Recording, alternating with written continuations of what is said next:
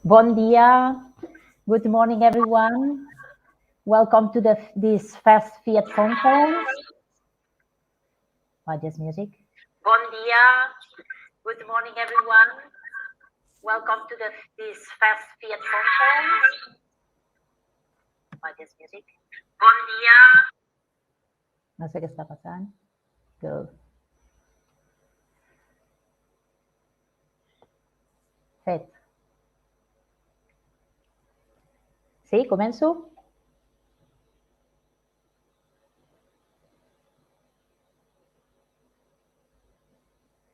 Perfecte.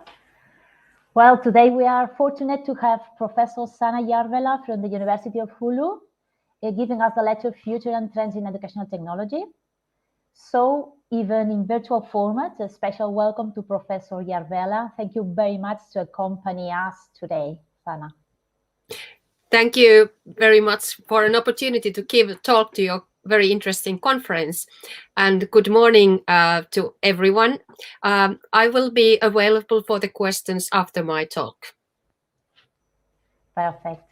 Sanna Järvelä is a professor in the field of learning and educational technology, and she's the head of LIT, Learning and Educational Technology Research Unit. She's internationally well known for the theoretical advance of motivation and social aspects of self-regulated learning, and also for her strong contribution to the methodological development of process-oriented research methods and the application of multimodal methods in self-regulated learning research.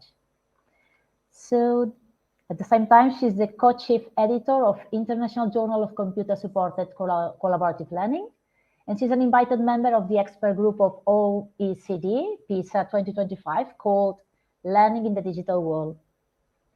And this morning, Professor Järvelä is going to talk about trends in educational technology and how research and innovation evidence in this field, in our field, is needed to improve learning and teaching today.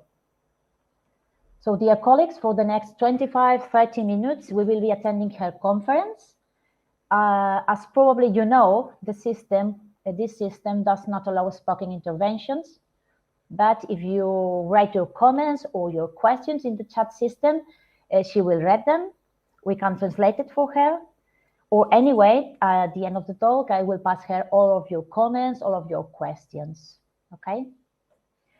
So now I give the floor to our guest speaker. So Sanna, whenever you want.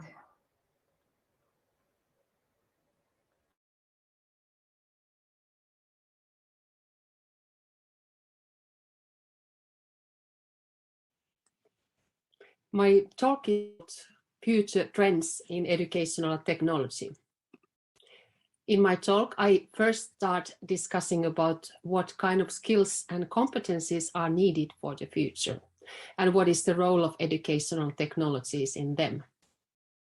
I review recent years and even decades trends in educational technologies. And as a learning scientist, I would like to bring my understanding about how research and learning can be leveraged to educational technologies for future purposes. And finally, I would like to end up a bit bigger picture about how human sciences in general can contribute on educational technologies and finally shape digitalization.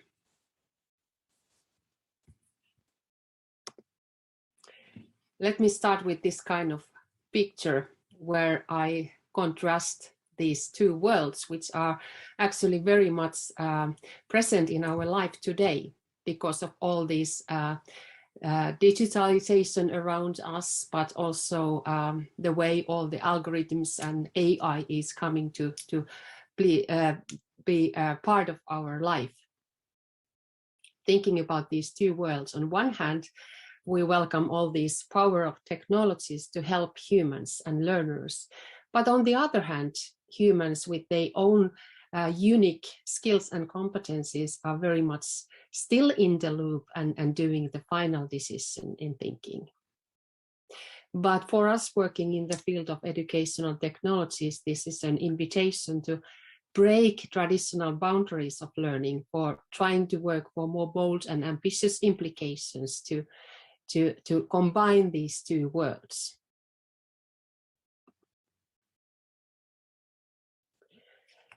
In general, this changing landscape of education and especially the role of technology in education and teaching and learning will, and it already have changed many things in teaching, learning and education.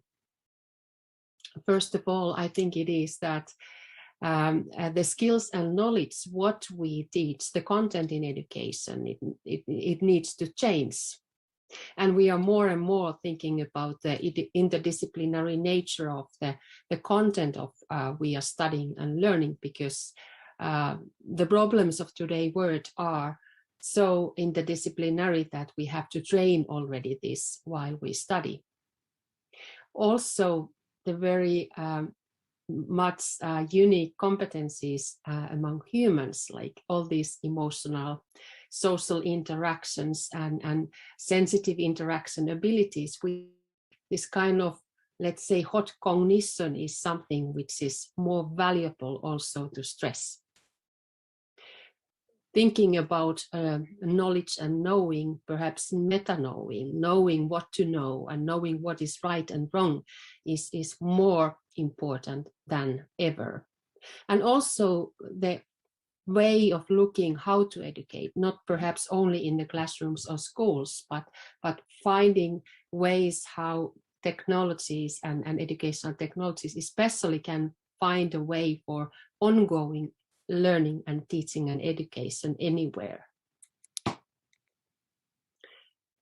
I cannot avoid pointing to this special times we all have been living. But of course, we know how serious health crisis COVID-19 has been, but it is important to note that it is also global work and educational crisis, because it has deepened the continuous learning needs. On one hand, we have to keep on training and developing our skills. And also, it has been a big push for developing new educational technology implications. And in general, the question how and what to educate and train in an uncertain and complex world for a future we can't predict is something we have to intensively discuss. I am a learning scientist, and I've been working a long time to understand how people learn. And the fact is, and also my strong argument is that before developing any kind of technology for teaching and learning, we need to understand how people learn, so that technology enhanced learning can be designed, and we can also think about the role of technology supporting this process. I would like to stress few issues in recent research on learning. And first is something special we as a human have is our ability to monitor and regulate our learning. It is something that we can do while we activate our mind. It is a kind of doing experiment of your own learning and thinking and behavior, something what you understand and something what you don't. And this is called metacognition. It is the process where the learners scan the internal factors in the learning process. They are able to set their goals and make plans, and also monitor continuously how they are progressing. And if not progressing, they are able to regulate and change. This regulation in learning is coming from a very old and strong theory called self-regulated learning. This is something which describes learners who are active and they are proactive. And the theory explains that why those who are able to self-regulate actually succeed always. Well, not always, but they are very successful learners. Self-regulated learning theory is describing a process of learning to monitor, evaluate, and ultimately change and regulate your own thinking, motivation, behavior, emotion, and ultimately the learning process. What we know from that decades of research is that this is an adaptive process that every learner can develop and refine over time. So therefore, this is a very useful theory to think about in practice. So it gives guidelines for teachers, but also to educational technology designers, so how and what kind of processes prompt and support among learners. Another issue I would like to stress from learning sciences is collaborative learning. This is something we have been intensively researched during the 10, almost past 20 decades. And this is a very powerful model of learning, but it is also very demanding because collaborative learning is not any kind of learning where you have a group of people learning together, but it is supporting and prompting and designing so that it facilitates the collaborative and socio-emotional interactions, which in the ultimate case are successfully shared in between collaborating partners. But in all, this model seems to be very relevant for the 21st century learning, because this is something that we continuously need in our everyday life, not only in the teaching and learning area, but in our everyday life. My own group have been working on combining this regulation of aspect and collaborative learning, because self-regulated learning is a very individual perspective still, and we more and more collaborate also with computer-supported collaborative learning. And therefore, we have been working with 3 different concepts: self-regulation, co-regulation, and socially shared regulation. And our quite intensive research reports about that achieving success in collaborative learning depends upon co-constructing shared task representations, shared goals, and shared strategies, but also regulating, monitoring, and changing and controlling cognition, motivation, emotion, and their behavior. And therefore, these 3 types: self-regulating, co-regulating, and ultimately, in the best cases, the whole group together socially sharing their regulation, has been a way to support also successful collaborative learning. So thinking about educational technologies, we in the field of learning sciences have been working from the very beginning of when the computers came to education. And the first ideas were strongly founded on individual learning, how students learn by and through and with computers. And what is the role of the teachers, how they can help, and also how working with computers and the other people by the computers can facilitate students' motivational, emotion, and social interaction processes. And indeed, already quite a long time, we found that this kind of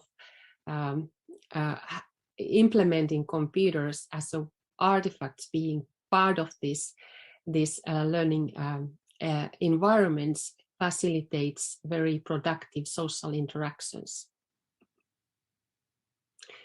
When technologies have developed, the focus went to groups, and the questions quite many researchers and teams all over the world have been working is computer-supported collaborative learning, and ask about questions how groups learn supported by various technologies. And what we know is that various technologies, whether they are mobile or whether they are some tools or support or prompting in computers, collaborative knowledge building is facilitated, and also shared understanding in between participating members in a team and group are supported. And also research shows that group interactions are quite often more powerful and more efficient by the computer or to the computer in collaborative environments.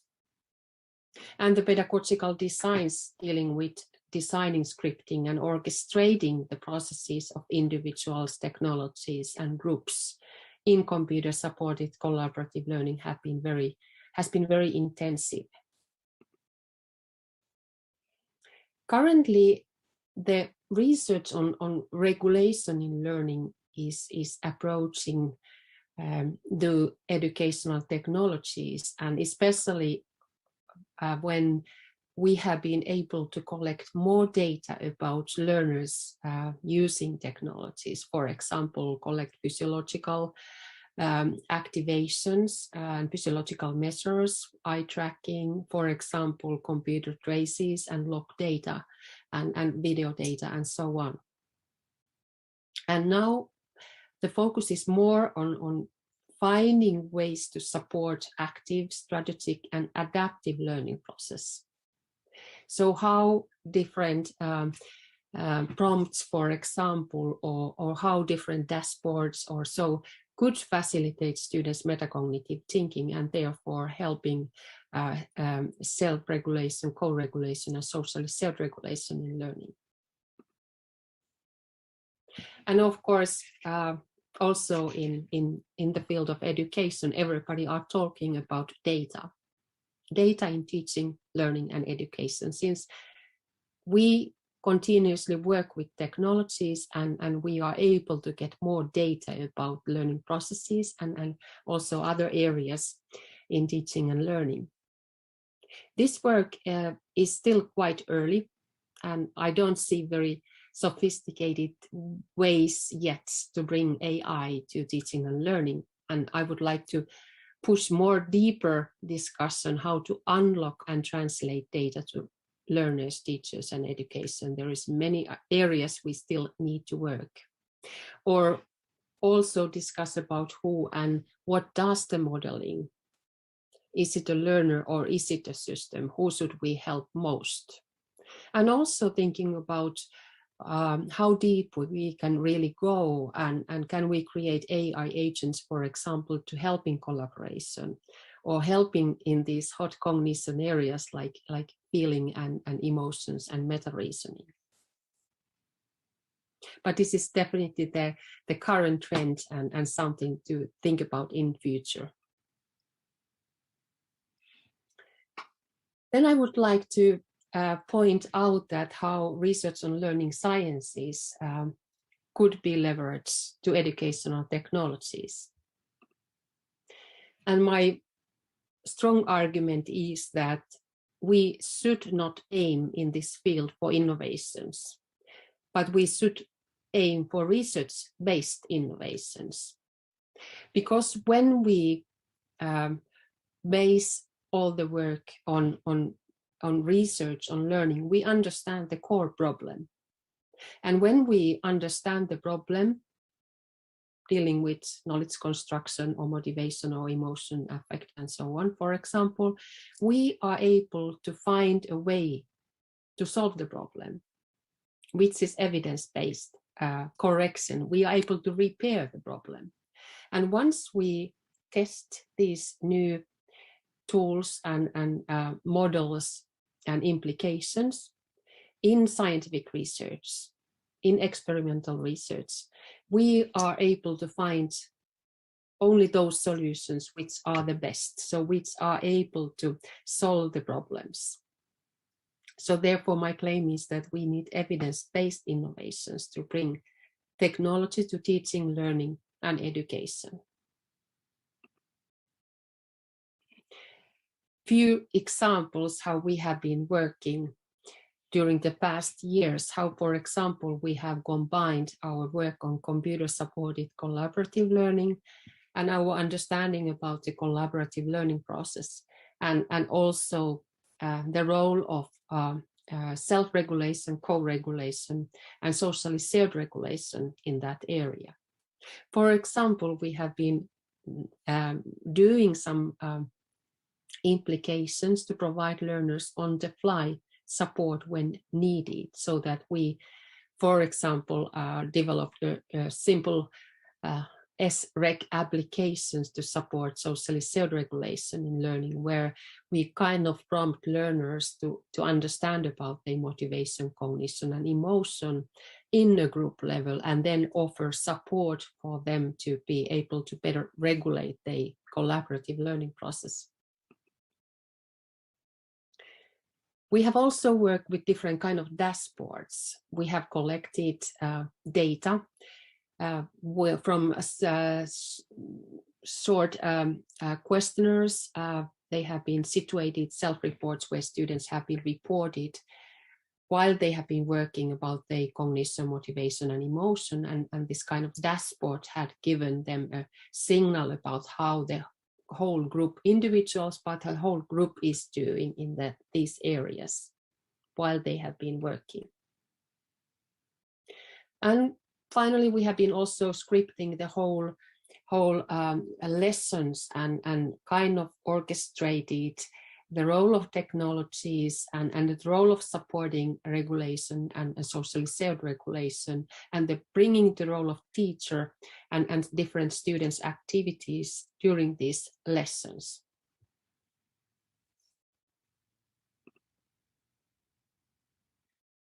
Currently, we are especially working to find new technologies for raising metacognitive awareness, because this metacognitive ability is something unique only in human learners, and it is actually the core of every strong learner abilities and skills. Therefore, we would like to put this kind of smart working in the center where students are doing inquiries and they have active minds. And therefore, for example, bringing digital tools and learning analytics and, for example, visual feedback to support learners' awareness about their metacognition and learning process. Secondly, also I consider very important thinking about the future, not only develop new technologies, but develop and bring old technologies to the kind of new scenarios, and also perhaps develop the whole socio-technical system, the spaces where students work and the kind of the structure they work, and orchestrate the different processes while they are online, while they are face-to-face, and what kind of spaces are used, and what kind of old needed to do in the first is to facilitate active learning, because we know that active minds, when students ask questions, they explain, they argue. In general, they engage themselves in studying complex phenomena. Usually, these kind of learning processes are always valuable for deep learning. Therefore, bringing educational technologies, part of that is one way to support future learners. And finally, I would like to take a bigger picture and propose co-evolution of human capabilities and intelligent technologies. This is something we have been working in our university, in University of Oulu, Finland.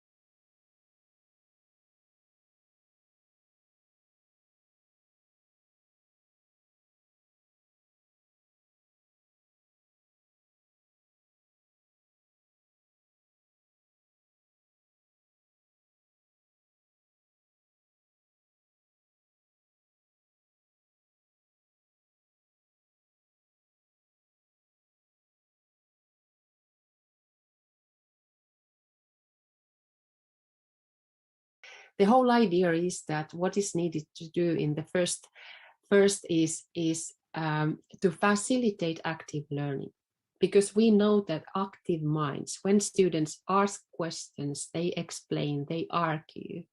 In general, they engage themselves in studying complex phenomena. Usually, these kind of learning processes are always valuable for deep learning. Therefore, bringing educational technologies, part of that is one way to support future learners. And finally, I would like to take a bigger picture and propose co-evolution of human capabilities and intelligent technologies. This is something we have been working in our university, in University of Oulu, Finland. And we have been working already a few years in the big profiling project, Generation Z and Beyond, co-evolution of human capabilities and intelligent technologies in the 21st century. This is a multidisciplinary, mainly among multidisciplinary areas of human sciences, but also combined with experts working in field of technology, but in that way that technology does not come first, but human scientist perspective comes first, because already quite a long time, educational technologists and learning scientists like me have been invited phase of the development of new technologies. For example, ask that, can you study how people react and use these new technologies once they finally have been invented? And we all know that that's not enough, but we have to participate in the very beginning and bring all that understanding about how people learn, what are the motivational and cognitive issues, and what is the role of the teacher, and what are all the critical learning processes that various new forms of technologies can support. And this is what we try to do more and more, and especially in our Gen Z project. And finally, I would like to take you to the Oulu in the winter time. This is a picture and scenery of Oulu, but also summarizing this idea of Gen Z.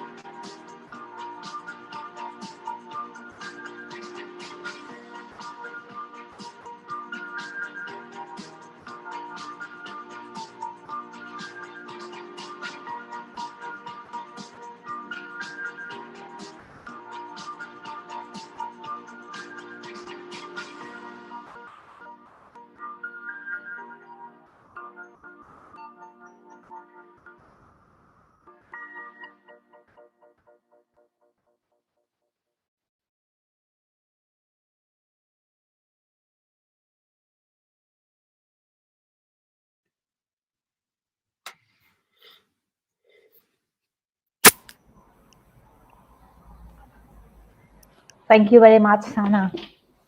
If you have any question, say. If you have any question or if you have any comment, you can write in your chat system. Let's see. I have 2 windows. And I can see the questions in my chat now, I assume. Yes. We can translate it for you.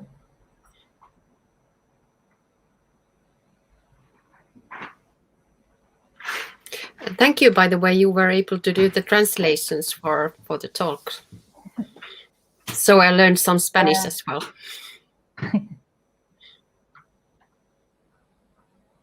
Okay.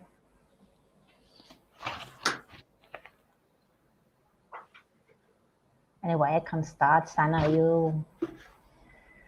I have a little question. Well, it's an important question. What systems or what tools do we have today to understand really how students really learn, to understand how they regulate their learnings? Because you talk about emotions too, and I assume that this is a very difficult issue to understand or to make a research to understand it, no? How can we know that now? Yes, I think at the moment we do know quite a lot about collaborative processes, bringing different kind of data channels like physiological measures or, for example, facial recognition. So this information is very valuable for research, but I think that step by step this data channels and also how we can translate data for helping learners to understand about their interactions and perhaps about their excitements or emotions is coming in few years. At least I hope so.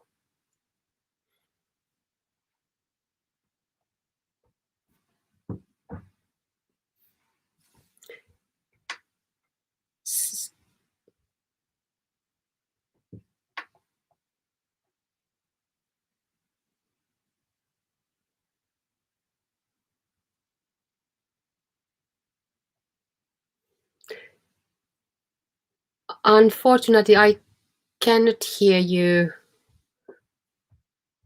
But should I? Okay, sorry. Can you read the question, or if you want? The question is: after there were long quarantines in some countries, would it be good to have as a first strategy this way of interacting collaboratively, face to face with technology?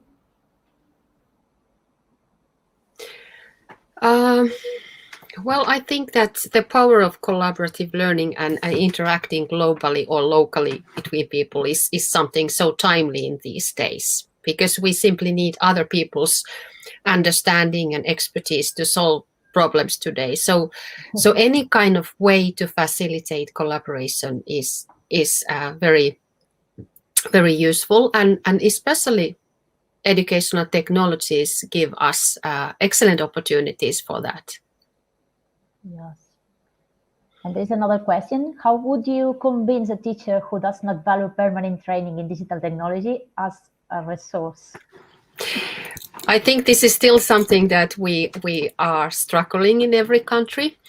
And for example, in Finland, we have increased this kind of training in teacher training studies, because we think that if the future teachers already train and study with technologies, they will kind of transfer these issues to the real school. But perhaps I would also add that actually working with students, because our students are diginative, so they know quite a lot. So it's not always that the teacher needs to know. The teachers, they have the pedagogical understanding, but perhaps to take these diginative students to help with these digital tools in teaching and learning. Yes, it's in our students' hands now. This is another question. How do you, wow, this is a big question. How do you approach the issue of the digital divide? I agree that this is absolutely something, and this is also very worrying, because we can see that there's the kind of polarization, that there are those children coming from families who are able to provide all this support and all these facilities, and going to schools who have excellent opportunities to study with technologies. And there are more and more those children who come without all these affordances. So what, for example, we have tried to do in my country, in Finland, that we have provided free technology for students to study, so they can have their own laptops, for example, free, for example, in college studies, so that would help the basic level of skills and adaptation. But in general, I think this is a big, also political question that we all have to work, and especially we working in the field of educational technology. Yes, I think we do the same in all countries, not? Yes, but actually I think that organizing this kind of conference is also one way to make an impact, because then we start discussing and raising these kind of questions, and in a political and a strategical level. Yes, thank you very much. Have you got any questions or comments?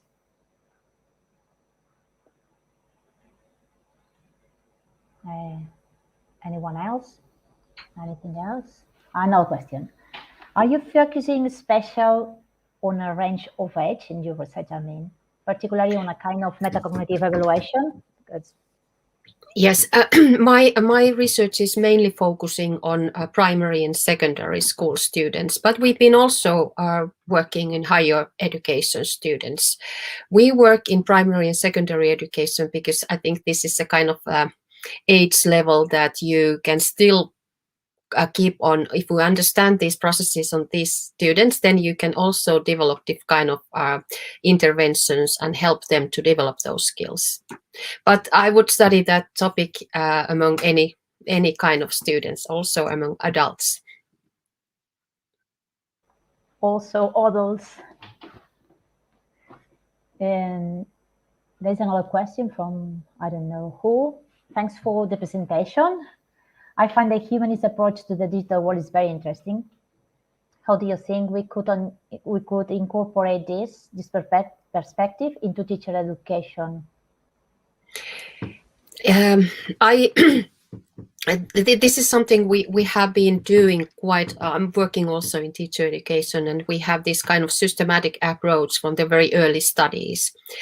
Luckily, our students are now more and more diginatives, but I think our task is that we should make an impact about the purposeful use of these technologies. How do we integrate these technologies to support teaching and learning, not only for fun and for other kind of social media use? And also, I think it's very important in teacher education to raise these questions about ethical issues and